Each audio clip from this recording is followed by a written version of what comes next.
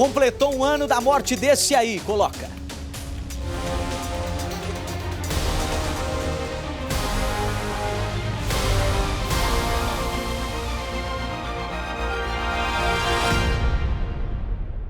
Nessa mesma época do ano passado, o Brasil parava para acompanhar uma das maiores operações policiais da história. A procura de um assassino frio e cruel, Lázaro Barbosa, o homem que interrompeu os sonhos e tirou a vida de 4 pessoas da família Vidal em uma chácara em Ceilândia. No dia seguinte, invadiu outra casa, fez pessoas reféns, comeu, usou drogas e foi embora. Na mesma região, fez mais uma família refém e foi embora levando o carro deles. O veículo foi abandonado e incendiado às margens da BR-070 em Cocalzinho, dando início à fuga que se arrastaria por 20 dias em cidades e povoados de Goiás. Policiais civis e militares do DF e do estado de Goiás se uniram nas buscas pelo criminoso que se escondia em meio ao mato. O primeiro encontro entre Lázaro Barbosa e a polícia aconteceu nessa propriedade aqui. O local também foi onde aconteceu a primeira troca de tiros. A propriedade pertence a um policial. O criminoso estaria tentando fugir para a casa do pai, que fica a poucos metros ali para frente. Mas, depois de encontrar a polícia no caminho, resolveu procurar abrigo nessa casa abandonada. Inclusive usou esse muro aqui atrás para se esconder de quem passava lá atrás na estrada e daqui observava a atuação dos policiais. Na fuga, Lázaro continuou cometendo novos crimes. Invadiu novas casas e até colocou fogo em um dos quartos. A cada dia que se passava, o contingente de policiais aumentava e o reforço de outras forças de segurança se juntava na caçada. As invasões a casas não parou. O bandido invadiu mais uma, fez uma família refém, só que dessa vez, uma adolescente conseguiu avisar a polícia que o bandido estava lá antes de serem retirados da residência e levados para a mata. A polícia conseguiu resgatar a família e, mais uma vez, Lázaro atirou contra eles.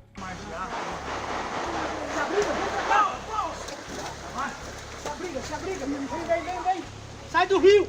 Sai do rio! Depois desse dia, o medo tomou conta da região e as pessoas começaram a deixar suas casas. A PRF montou barreiras nas rodovias que passavam pela região e a Receita Federal emprestou um drone de visão noturna para tentar localizar o foragido.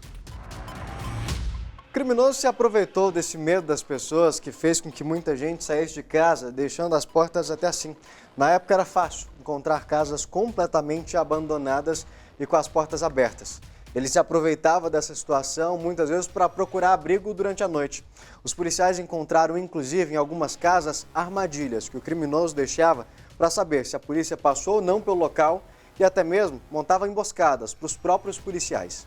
Nós entramos numa residência e havia roupas molhadas, né, e batia com as roupas que o Lázaro estava usando. E foi a residência que ele utilizou. Ele já tinha trabalhado nesse local, né? Depois nós ficamos sabendo que ele já tinha trabalhado nesse local. E quando eu fui fazer o adentramento nessa residência, havia um fio conectado à maçaneta, um fio de energia conectado à maçaneta. E o som, havia um som dentro da casa e ele estava no último volume. E assim, quando nós entramos, nós abaixamos o som. Então era uma estratégia que ele utilizava, porque uma vez que você chega num ambiente que o som está te incomodando, você vai abaixar o som. O tenente-coronel comandou a equipe que conseguiu localizar o criminoso. Eles passaram 11 dias atrás de Lázaro Barbosa e conseguiram observar outros truques que o pistoleiro usava para tentar se passar por morador sem levantar suspeitas de que ele estava na região. Em determinados momentos, porque ele entrou em algumas residências, né, em algumas chácaras aqui do local, ele colocava a botina, né, para simular que talvez seria algum morador, mas não tinha morador nenhum, né, na região. A vontade de pegar Lázaro Barbosa era tanta que algumas equipes passavam dias e noites nas matas. O suspeito novamente apareceu, pediu comida em uma fazenda e trocou tiros com o fazendeiro. E mesmo com policiais a pé, cães e até helicópteros, o suspeito conseguia despistá-los. A força policial chegou a ter 300 membros envolvidos. As investigações apontaram que, na verdade, Lázaro não estava escondendo no mato sozinho e contava com o apoio de outras pessoas.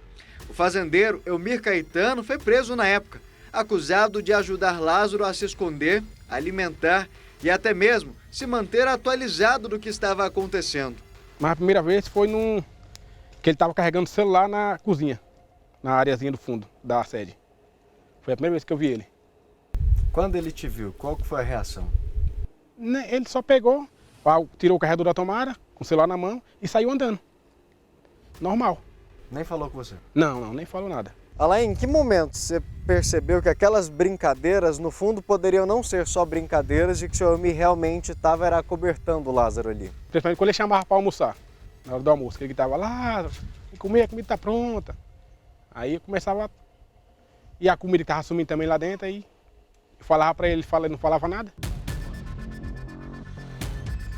Depois da prisão do fazendeiro, Lázaro seguiu rumo a Águas Lindas de Goiás e apareceu na casa de Luana, a ex-companheira com quem o procurado tinha um filho de 3 anos. Ele simplesmente chegou aqui, me deu os R$300 para comprar coisas do nosso bebê, simplesmente saiu.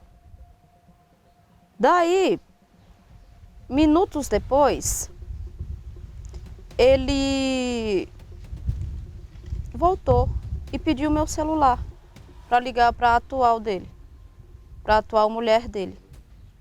Eu emprestei. Falei, pode conversar aí com ela.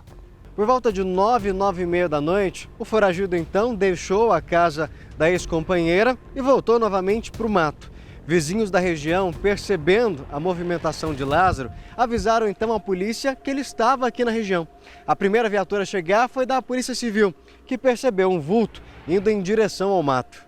No primeiro momento não viram para onde ele tinha ido. Depois conseguiram ver uma pinguela, ele tinha entrado e era entrado na mata.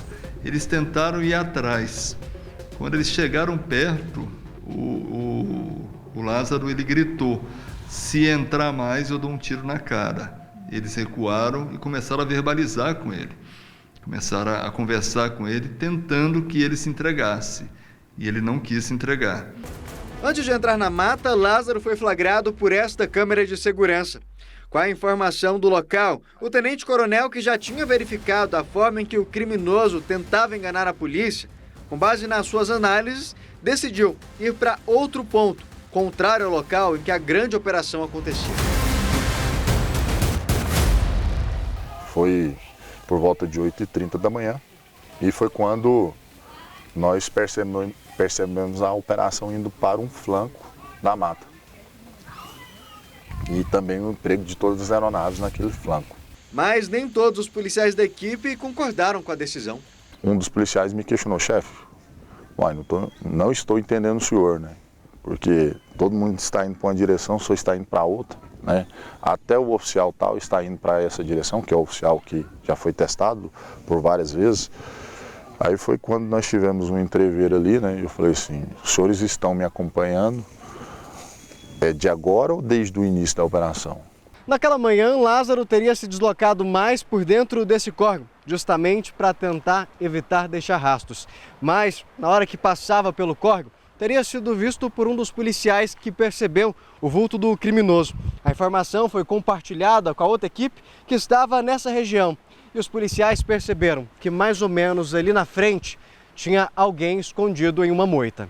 Eu caminhei em direção ao local que ele havia visto esse vulto. Quando eu cheguei nesse ponto, novamente, aí nesse momento passou uma aeronave do BAVOP de Brasília, que estava indo abastecer. E nesse momento que passou a aeronave, ele ficou meio atordoado e começou a caminhar, e eu percebi mexendo os bambus, né, e foi quando eu percebi ele deslocando.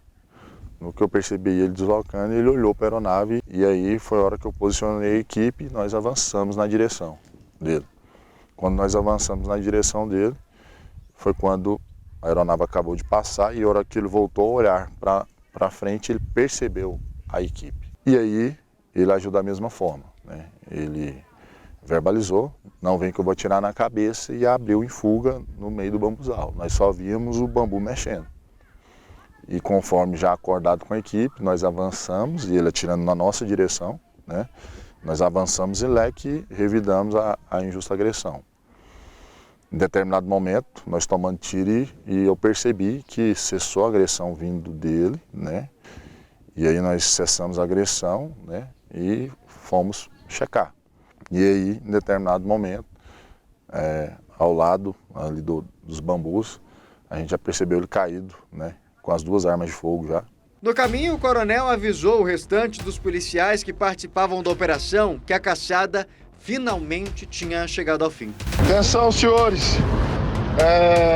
As equipes que estiver deslocando aí atrás do Lázaro, retrair para a base aí. Tivemos o confronto nesse momento com o indivíduo aqui, possivelmente é o Lázaro. Estamos encaminhando ele aí para o ponto base, para socorro. Parabéns a todas as polícias empenhadas na busca desse sujeito. Nas cidades e povoados da região, as pessoas também comemoraram.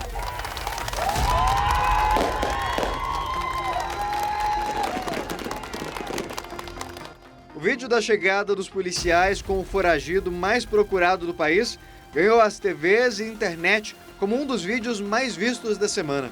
A caçada ao criminoso fez mudar até o curso de formações de policiais militares de Goiás. Nós fizemos um estudo de caso, até para saber onde nós acertamos e principalmente onde nós erramos. E esse estudo de caso subsidiou e ainda subsidia os novos cursos de capacitação dos nossos profissionais da segurança pública. Então, hoje nós temos também um viés, né, um treinamento específico para aquele tipo de região acidentada e para aquele tipo de enfrentamento, né? Um sujeito que não estava interessado em fugir. É diferente, assim. É diferente, por exemplo, um assaltante de banco que vai para uma mata daquela sem conhecer, mas está no intuito de sair, de fugir. Ele não. Aquele psicopata, ele foi para uma região que ele conhecia desde pequeno, que ele se movimentava com muita facilidade e que ele não queria sair.